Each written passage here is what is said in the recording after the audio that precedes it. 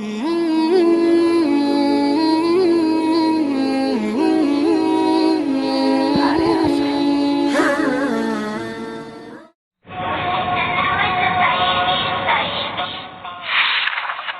a hot day in the countryside. Timmy and Ant were searching for some water. After walking around for some time, she came to a spring, but Timmy had to climb up a blade of grass to reach the spring.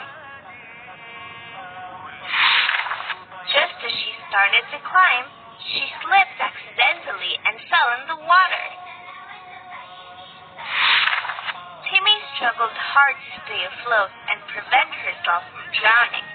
She looked around for help, but there was no one. At that very moment, Timmy was spotted by Dovey, the dove.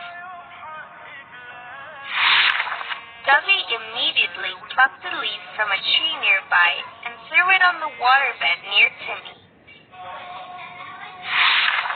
Timmy managed to get on the leaf and find his way towards the riverbank to safety. Timmy looked at Dovey and thanked him for saving her life. Just then, a hunter nearby, hiding below a tree, was about to shoot Dovey. To save her friend's life, Timmy immediately bit him on the heel.